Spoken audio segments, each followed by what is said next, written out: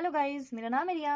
आज हम स्टार्ट करेंगे हमारा नया चैप्टर जिसका नाम है आइसोमेरिज्म। अब आइसोमेरिज्म में हम सबसे पहले करेंगे जियोमेट्रिकल आइसोमेरिज्म के क्वेश्चन। ठीक है, मैं आपके लिए ये क्वेश्चंस लेके आई हूँ जिसके बिहार पे आपका ज्योमेट्रिकल आइसोमेरिज्म का कंसेप्ट क्लियर हो जाएगा। ठीक है, तो सबसे पहले हम देखते हैं कि ज्योमेट्रिकल आइसोमेरिज्म होता क्या है।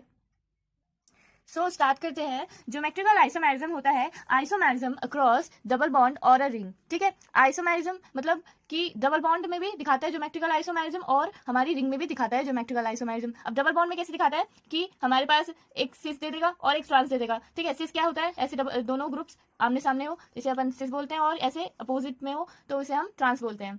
ठीक है, और रिंग में दिखाएगा। अब रिंग में कैसे दिखाएगा, रिंग में भी दिखाएगा ये अब हमारा साइक्लोप्रोपेन है ना। ठीक है, इसमें CH3 हमने ऐड कर दिया, इसमें वेज पे है, ये भी वेज पे है, तो ये क्या बन गया, हमारा सिस बन गया। ठीक है, इसमें क्या है, CH3 हमारा डैश पे है, इसमें वेज पे है, तो ये क्या बन गया, अपोजिट है ना। ठीक है, दो ग्रुप्स, तो ये बन गया हमारा ट्रांस। ठीक है, अब अपन देखते हैं कि ज्योमेट्रिकल आइसोमेरिज्म में क्या सिस और ट्रांस में क्या क्या उसकी प्रॉपर्टीज होती है। ठीक है, सिस होता है हमारा हाई बॉइलिंग पॉइंट। ठीक है, और ट्रांस का होता है हमारा लो बॉइलिंग पॉइंट, और इसका होता है सिस में लो मेल्टिंग पॉइंट और इसमें हाई मेल्टिंग पॉइंट। ठीक है, अब देखते हैं रिंग में क्या क्या फैक्टर्स हमारे इफेक्ट करते हैं। ठीक है, तो हम देखते हैं कि cis and trans in ring only possible ring having 8 or more carbon. ठीक है, मतलब कि अगर हमारे रिंग में 8 कार्बन का रिंग है या फिर उससे ज्यादा कार्बन का रिंग है तो ही वो क्या दिखाएगा, हमारा ज्योमेट्रिकल आइसोमेरिज्म दिखाएगा। मतलब रिंग के अंदर, रिंग के ये क्या है, ये हमारा हमने क्या दिखाया है, सिस और ट्रांस क्या दिखाया है, इसके रिंग के बाहर दिखाया है। ठीक है, और अगर अपन को रिंग में ही दिखाना हो, जैसे ये है हमारे पास, हमने 4 मेंबर की एक रिंग ले ली है,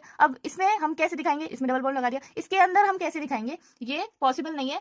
यही लाइन दिखा रखी है इस पे कि सिस और ट्रांस रिंग में पॉसिबल, रिंग के अंदर पॉसिबल तभी होगा जब उसके उस रिंग में क्या होंगे, 8 कार्बन और उससे ज्यादा के कार्बन होंगे। ठीक है, एग्जाम्पल डेकालीन। ठीक है, अब इसके बेस के ऊपर हम हमारे क्वेश्चन करेंगे। उससे पहले हम एक और फैक्टर देख लेते हैं कि बॉइलिंग पॉइंट कैसे अफेक्ट करता है। ठीक है, dipole movement is directly proportional to हमारा बॉइलिंग पॉइंट। ठीक है, इस हिसाब से हम हमारे क्वेश्चंस करेंगे, ये कंसेप्ट लगाएंगे, इन सबों का हम आंसर निकालेंगे। ठीक है, वापस आते हैं हमारे क्वेश्चन के ऊपर। फर्स्ट क्वेश्चन देखते हैं, geometrical isomerism is possible in. ठीक है, ये 4 ऑप्शन दे रखे हैं, इसमें ज्योमेट्रिकल आइसोमेरिज्म किसमें पॉसिबल होगा। अभी मैंने आपको बताया कि ज्योमेट्रिकल आइसोमेरिज्म बाहर, उसके रिंग के बाहर तो पॉसिबल हो जाता है, कितने भी उसकी रिंग ले लो अपन, लेकिन अगर उसके अंदर हमें ज्योमेट्रिकल आइसोमेरिज्म दिखाना है तो हमारे पास कितने कार्बन होने चाहिए, 8 कार्बन होने चाहिए या उससे ज्यादा के कार्बन होने चाहिए। इसमें क्या है, 5 कार्बन। ठीक है, इसमें 6 कार्बन, इसमें 4 कार्बन, इसमें है हमारे 1 2 3 4 5 6 7 8 9 10, ये क्या है हमारा 10 रिंग का, 10 कार्बन का रिंग है। ठीक है, तो ज्योमेट्रिकल आइसोमेरिज्म किसमें पॉसिबल होगा, हमारा हो जाएगा D option is the correct option. ठीक है, इसमें हमारा ज्योमेट्रिकल आइसोमेरिज्म ये दिखाएगा। नेक्स्ट क्वेश्चन करते हैं। नेक्स्ट क्वेश्चन है कि हमें एक साइक्लोपेंटेन दे रखा है, ठीक है, साइक्लोहेक्सेन दे रखा है, सॉरी, और उसमें बाहर कार्बन और ये ग्रुप्स लगा रखे हैं। ठीक है, अब अपन देखते हैं, इधर Br दे रखा है, ठीक है, इधर CH3 दे रखा है, ये तो हाइड्रोजन है। ठीक है, और इसमें Br इधर दे रखा है और CH3 इधर दे रखा है। ठीक है, अब अपन को रिलेशन पूछा है इसमें। अब रिलेशन क्या होते हैं कि मतलब इन दो कार्बन, इन दो कंपाउंड्स के बीच में क्या क्या रिलेशन है। ठीक है, ऑप्शन दे रखे हैं, आइडेंटिकल, डायस्टीरियोमर्स, कन्फॉर्मर्स और होमोलॉग्स। अब ये होते क्या है, ठीक है, अब इन सबों की डिटेल वीडियो मैं आपको बाद में बनाऊंगी। अभी के लिए अपन को क्वेश्चन करना है, तो इसमें मैं आपको ऊपर ऊपर से बता देती हूँ कि डायस्टीरियोमर्स होते हैं जो सिस और ट्रांस में दिखाई देते हैं। ठीक है, मतलब अगर अपन का सिस और ट्रांस का रिलेशन दे रखा है, दो कंपाउंड में सिस और ट्रांस दे रखे हैं, तो वो हमारा क्या होगा, डायस्टीरियोमर्स। ठीक है, अब आइडेंटिकल क्या होते हैं, आइडेंटिकल होते हैं जिसमें हम सुपर इम्पोजिबल, दो कंपाउंड्स होते हैं वो सुपर इम्पोजिबल नहीं होते हैं। अब आपको ऐसे थोड़ा सा समझने में थोड़ी आसानी नहीं होगी, मतलब थोड़ी कठिनाई होगी, तो मैं आपको इन सबों की, ये जितने भी रिलेशन है इन सबों की वीडियो आखिर में बनाऊंगी, मतलब आगे बनाऊंगी।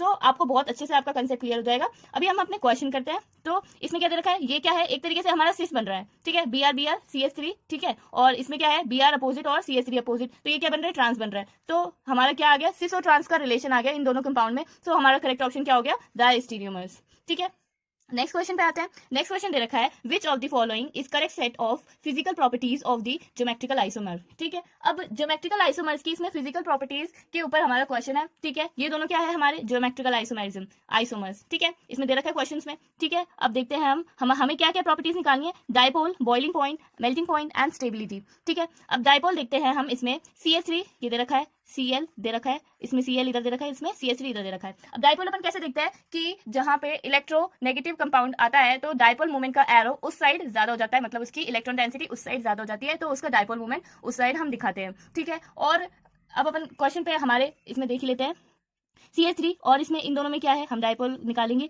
डायपोल कैसे निकालेंगे, इसमें कार्बन के साथ 3 हाइड्रोजन अटैच है, इसमें कार्बन के साथ एक कार्बन अटैच है। हाइड्रोजन और कार्बन में कौन सा इलेक्ट्रोनेगेटिव होता है, कार्बन, ठीक है। इन दोनों में ये कार्बन तो सेम है, तो इसके हिसाब से तो हम देखेंगे नहीं। हाइड्रोजन और कार्बन में कौन सा इलेक्ट्रोनेगेटिव होता है, कार्बन, तो हमारा डायपोल का एरो क्या हो जाएगा, इस साइड आ जाएगा, ठीक है। अब क्लोरीन में देखते हैं, क्लोरीन और कार्बन में आपको पता है कि कौन सा इलेक्ट्रोनेगेटिव होता है, क्लोरीन इलेक्ट्रोनेगेटिव होता है, ठीक है। तो हमारा डायपोल का एरो किस साइड आ जाएगा, क्लोरीन की साइड आ जाएगा। अब हम इस कंपाउंड में देखते हैं, इसमें भी क्या होगा, हमारा इस वाले कार्बन की साइड डायपोल की एरो आ जाएगी, ठीक है। इसमें क्लोरीन ऊपर की साइड है, तो इसमें ऐसे एरो आ जाएगी, ठीक है। अब अपन देखते हैं इन दोनों में से डायपोल मोमेंट किसका ज्यादा होगा। अब डायपोल इसमें दोनों क्या है, एक साइड जा रहे हैं, डायरेक्शन क्या है डायपोल की, दोनों सेम साइड है, ठीक है। ये भी इस साइड जा रहा है, ये भी इस साइड जा रहा है। इसमें देखते हैं ये इस साइड जा रहा है और ये क्या जा रहा है, अपोजिट डायरेक्शन में। तो मतलब एक अपन बोलते हैं ना कंस्ट्रक्टिवनेस नहीं आ रही है इसमें क्या है, ये पूरा अलग, दोनों क्या जा रहे हैं, अपोजिट डायरेक्शन में आ रहे हैं, तो मतलब थोड़ा इसमें डायपोल कम हो जाएगा, ठीक है। तो इन दोनों में से किसका डायपोल ज्यादा होगा, हमारा क्या होगा, इन दोनों में से डायपोल फोर्स का ज्यादा होगा, ठीक है। अब अपन ऑप्शन देख लेते हैं, फर्स्ट किसमें ज्यादा दे रखा है, ए और सी में, ठीक है। अब अपन देखते हैं बॉइलिंग पॉइंट और मेल्टिंग पॉइंट, ठीक है। अब बॉइलिंग पॉइंट तो दे रखा है हमारा, फोर्स का ज्यादा दे रखा है दोनों ही ऑप्शंस में, ठीक है। सो हम टाइम बचाने के लिए एग्जाम में ऐसे ऑप्शंस को एलिमिनेट करते हैं, ठीक है। दोनों में ज्यादा दे रखा है तो इसको हम निकालने की इतनी कोई वो नहीं है नीड, ठीक है। हम अपने नेक्स्ट पे आते हैं, नेक्स्ट दे रखा है मेल्टिंग पॉइंट। अभी मैंने आपको बताया कि ज्योमेट्रिकल आइसोमेरिज्म में ट्रांस वाला होता है, उसमें हाई मेल्टिंग पॉइंट होता है, और सिस वाला होता है, उसमें लो मेल्टिंग पॉइंट होता है। अब ट्रांस वाला कौन सा दे रखा है हमें, ट्रांस वाला फोर्स दे रखा है, ये ट्रांस है, ठीक है, ये ट्रांस है, और ये क्या है, सिस है। तो ट्रांस वाले का मेल्टिंग पॉइंट ज्यादा आता है, तो हमारा किसका ज्यादा होगा मेल्टिंग पॉइंट, फोर्स का। तो हमारा करेक्ट ऑप्शन क्या आ रहा है, हमें फर्स्ट का ज्यादा होगा सेकंड से, ठीक है। अब लगे हाथों हम स्टेबिलिटी भी देख लेते हैं। अब स्टेबिलिटी देखेंगे तो हम क्या देखते हैं, स्टेबिलिटी में आप इमेजिन कीजिए हमारे पास एक सिस है और ट्रांस है, तो ज्यादा स्टेबल कौन सा होगा, ट्रांस वाला होगा, क्योंकि उसमें क्या है, स्टेरिक नहीं है। अगर मान लीजिए इधर हम CH3 लगा दे, इधर हम CH3 कोई बल्कि ग्रुप लगा दे, दोनों में क्या है, पास पास है, दोनों क्या है, स्टेरिक हिंड्रेंस दिखाएंगे, तो क्या हो जाएंगे, लेस स्टेबल हो जाएंगे। सो हमारा क्या होता है, हमारा ट्रांस वाला ज्यादा स्टेबल होता है हमारे सिस वाले से, ठीक है। तो हमारा क्या आ गया, ये ट्रांस है, तो फर्स्ट वाला हमारा ज्यादा स्टेबल हो जाएगा, ठीक है। अब इसमें सबों में फर्स्ट ही ज्यादा डोमिनेट कर रहा है, ठीक है, सेकंड से सब सारे फैक्टर्स में, ठीक है। तो हमारा क्या आंसर आ गया, सी इज आर करेक्ट ऑप्शन, ठीक है। अगर आपको वीडियो अच्छी लगी हो, कंसेप्ट समझ आया हो, तो आप हमारे चैनल को सब्सक्राइब कर सकते हैं। धन्यवाद।